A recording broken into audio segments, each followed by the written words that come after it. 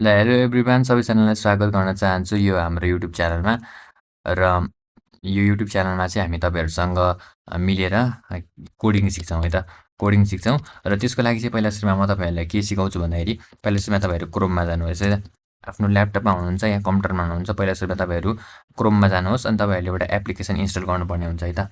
तपाईँहरू एउटा application install गर्नुपर्ने हुन्छ त्यो एप्लिकेसनको नाम चाहिँ VS कोड हो है त। तपाईँले के लेख्नुहोस् VS कोड है VS कोड भनेर लेख्नुहोस् अनि इन्टर गरिदिनुहोस् है त। VS कोड भनेर लेख्नुहोस् अनि इन्टर गर्नुहोस् अनि उयो डाउनलोडमा जानु है त। डाउनलोडमा जानु तपाईँहरूले विन्डोज र लिनक्स म्याक होइन जेको लागि पनि यहाँ डाउनलोड मिल्छ हेर्नु है त। यहाँ देख्नुहोस् यहाँनिर हेर्नु सक्नुहुन्छ विन्डोजको लागि पनि मिल्छ होइन म्याकको लागि पनि मिल्छ। तपाईँहरू कुनमा हुनुहुन्छ विन्डोजमा हुनुहुन्छ भने विन्डोज भनेर डाउनलोड गर्नुहोस्। मेरो चाहिँ पहिला नै इन्स्टल भइसकेको छ त्यही भएर म चाहिँ visual studio code direct open गर्छु है त। VS कोड मैले डाइरेक्ट इन्स्टल गरेँ र हामी चाहिँ आज चाहिँ HTML बाट सुरु गर्छौँ है त। र HTML भने चाहिँ के हो म तपाईँहरूलाई पहिला सुरुमा यो वर्डमा लेखेर सिकाउँछु है त। ल HTML को काम चाहिँ के हो म तपाईँलाई पहिला सुरुमा बताउँछु है त। ल पकाउनुहोस् है त एकैछिन। ल HTML को काम भनेको HTML को फुल फर्म भनेको चाहिँ हाइपरटेक्स्ट मार्कअप ल्याङ्ग्वेज हो है त। हाइपरटेक्स्ट मार्कअप ल्याङ्ग्वेज हो र अहिलेको ल्याटेस्ट HTML भनेको चाहिँ HTML5 हो है त। पहिलाको भर्जन भनेको चाहिँ HTML4 थियो ठिक छ। तर अहिले चाहिँ पुनः HTML5 आएको छ है त। यो चाहिँ रिभाइज्ड भर्जन हो है त। र HTML नै हामीले चाहिँ किन युज गर्छौँ वेबसाइट डेभलपमेन्टमा भन्दाखेरि कुनै पनि कुरालाई स्ट्रक्चर दिनको लागि है त। भने मतलब तपाईँहरूले घर बनाउनु भयो भने घरको कलरहरू कुन लगाउनुहुन्छ घरमा के गर्नुहुन्छ त्यो त तपाईँहरूको डिजाइनतिरको पार्ट भयो। तर घर बनाउँदाखेरि घर कस्तो चाहिन्छ भनेर तपाईँलाई स्ट्रक्चर चाहियो नि त्यसको लागि चाहिँ तपाईँले HTML युज गर्नुहुन्छ है त। डिजाइनको लागि चाहिँ तपाईँले उतापट्टि CSS युज गर्नुहुन्छ है त। ल म तपाईँलाई अब कोडिङ गरेर देखाउँछु। पहिला सुरुमा तपाईँहरू के गर्नुहोस् एउटा फाइलमा जानुहोस् हो। फाइलमा गएर के गर्नुहोस् म एउटा फोल्डर बनाउनुहोस् है त। म चाहिँ कहाँ गएर गर्छु डेस्कटपमा जान्छु। तपाईँहरू जहाँ जानुभयो भने भयो। अनि के गर्छु राइट क्लिक गर्छु ठिक छ। राइट क्लिक गर्छु अनि न्यू भन्नेमा थिच्छु अनि यहाँ फोल्डरमा जान्छु है ठिक छ। अनि यहाँनिर न्यू फोल्डर भनेर आइसक्यो। अनि म के भनेर सिकाउँछु लर्न कोड विथ मी है त। यो भनेर एउटा फोल्डर बनाउँछु है त। अनि के गर्छु म अब भिजुअल स्टुडियो कोडमा जान्छु है त। VS कोडमा जान्छु VS कोड। ल भिजुअल स्टुडियो कोडमा गएँ त म भिजुअल स्टुडियो कोडमा गएँ अनि के गरेँ मैले अब यहाँ फाइलमा जान्छु म पहिला हो। फाइलमा जान्छु अनि ओपन फोल्डर गर्छु हो। ओपन फोल्डर गर्छु अनि भर्खरै मैले के बनाएको थिएँ लर्न कोड विथ मी भनेर एउटा फोल्डर बनाएको थिएँ हेर्नु त यहाँ आइसकेको छ। यसलाई सिलेक्ट गर्छु सिलेक्ट फोल्डर गर्छु हो। अब यो सिलेक्ट भयो अब यो ओपन हुन्छ। अब हेर्नुहोस् HTML मा हामीले फोल्डर त बनाइसक्यौँ लर्न कोड विथ मी भनेर हो। अब हेर्नुहोस् यहाँनिर फाइल बनाउनु पर्ने हुन्छ। हरेक कुरा काम गर्नुभन्दा अगाडि पहिला सुरुमा फाइल बनाउनु पर्ने हुन्छ। त्यसको लागि के गर्ने यहाँनिर जानुहोस् हो न्यू फाइलमा जानुहोस् अनि के लेख्नुहोस् index.html लेख्नुहोस् हेर्नु। तपाईँहरूले जहिले पनि index.html लास्टमा इन्डेक्स मात्रै लेख्नु भयो भने काम लाग्दैन है। index.html लेख्नुपर्छ किन भन्दाखेरि .html भनेको चाहिँ HTML को के भन्छ एक्सटेन्सन हो है त। ल अब सुरुमा म तपाईँहरूलाई के सिकाउँछु भन्दाखेरि बेसिक कुरा सिकाउँछु। तपाईँहरूलाई यदि केही पनि आउँदैन भने के गर्नुहोस् तपाईँहरू ल्यापटपमा जानुहोस् हो। ल्यापटपको किबोर्डमा गएर सिफ्ट थिच्नुहोस् अनि 1 थिच्नुहोस् हेर्नु। सिफ्ट थिच्नुहोस् 1 थिच्नुहोस् एकदमै सजिलो छ है हेर्नु राम्रो इन्ट्रेस्टिङ छ। सिफ्ट थिच्नुहोस् अनि 1 थिच्नुहोस्। अब यस्तो खालको आउँछ हेर्नु यहाँ एउटा एक्सक्लामेसन आहा अनि यतापट्टि साइडमा के लेखेको छ इमेट एब्रिब्रेसन भनेर लेखेको छ। तल्लोपट्टि के आहा 3टा एक्सक्लामेसन आहा। अब यो थिचेपछि डाइरेक्ट के गर्नुहोस् इन्टर गरिदिनुहोस् है। अरू केही नसोच्नुहोस् डाइरेक्ट इन्टर गरिदिनुहोस्। अब हेर्नु त यस्तो आयो हेर्नु। यसलाई के भन्छ बोइलर प्लेट भन्छ है। ल हेर्नुहोस् यदि यो के हो यस्तो केही जान्नु परेन हेर्नुहोस् यो ल्याङ भनेको के हो कार सेट भनेको के हो यस्तो भनेको केही जान्नु पर्दैन है।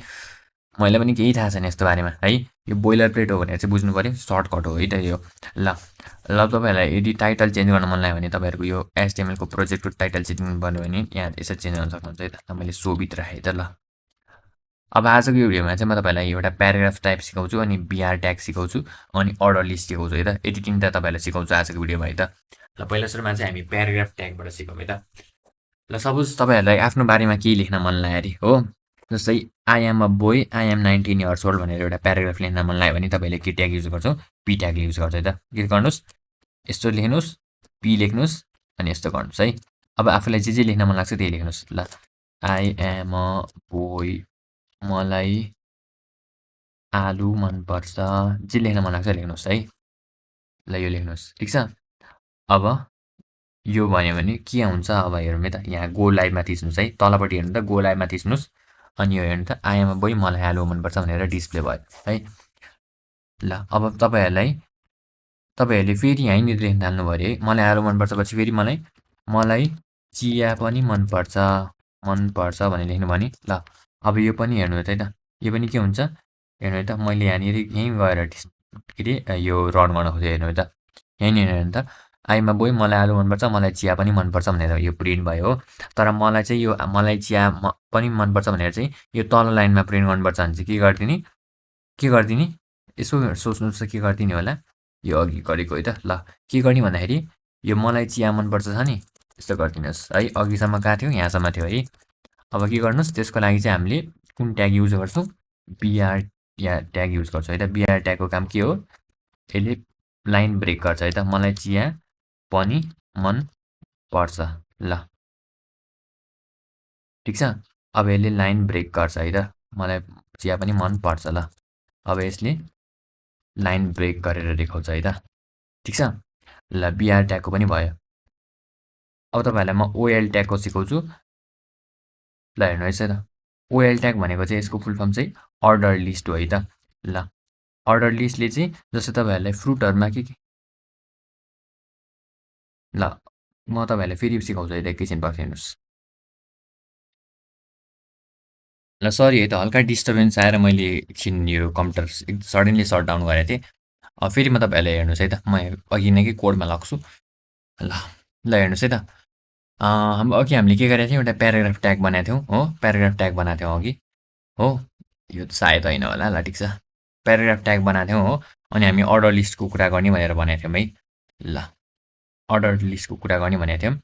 म फेरि तपाईँहरूलाई अर्डर लिस्टको कुरा गर्छु है त। ल हेर्नुहोस्, ओएल लेखेपछि सपोज तपाईँहरूलाई कसैले सोध्यो अरे, तपाईँहरूलाई फ्रुट भन्ने बित्तिकै के आउँछ भनेर कसैले सोध्यो भने तपाईँले के भन्नुहुन्छ, कि त म्याङ्गो भन्नुहुन्छ, कि त लिची भन्नुहुन्छ, कि त ओरेन्ज भन्नुहुन्छ, जे पनि भन्नुहुन्छ नि।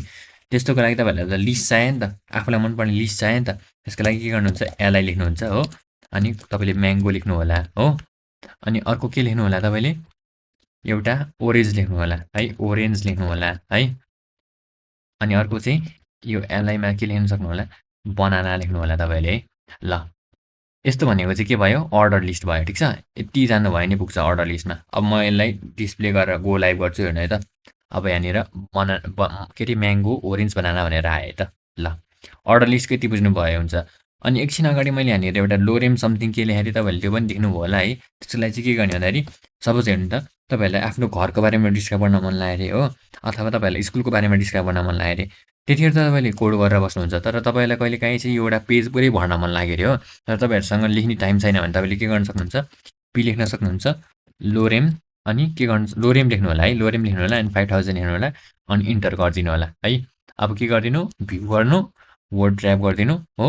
अब यसलाई के गरिदिनु, गो लाइभ गरिदिनु, आफै हुन्छ है त। ल हेर्नु, आफै टेक्स्टहरू आउँछ, हेर्नु ल हेर्नु, यति धेरै टेक्स्ट आयो है। यसलाई चाहिँ के भनिन्छ, लोरेम ट्याग भन्छ, हेर्नु है त।